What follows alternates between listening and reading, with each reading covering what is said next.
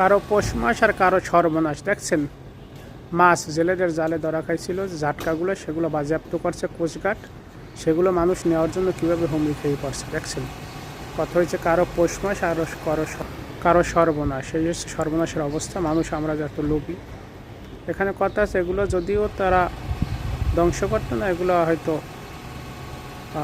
এতিমখানা বা গরিব মিসকিন যেখানে আছে বিলি করে দিত, কিন্তু সেখান থেকেও বড় নেতারা নিয়ে যাইতো।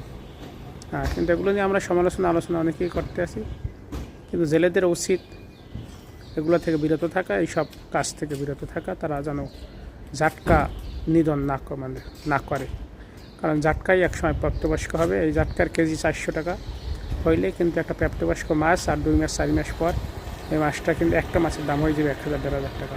আর এখন হচ্ছে আপনি 400 টাকায় 10টা 12টা মাছ পান আপনারা, সেখানে লক্ষ্য রাখতে হইব। কিন্তু আর এগুলো যেগুলো করতে আসি আমরা এখন কোন বিষয়ে বলবো, আইনের বিষয়, এগুলো নিধন করা না, এগুলো কীভাবে বন্ধ করা যায়। আর যদি কোস্টগার্ড যদি বাড়িতে বৈশা খেয়াও দেওয়ার সময় তারা যাইব না, তারা যাইব না খেয়াও টাইম দিয়ে তখন তুলি নিয়ে আসবে। কিছু তারাও নিব, কিছু লোক আছে এরকম, সবাই না, আর কিছু বিলুপ্ত করে দেবে, কিছু আবার জেলেরা বিক্রি করবো, এই সিস্টেম সম্ভবত। ভালো থাকবেন।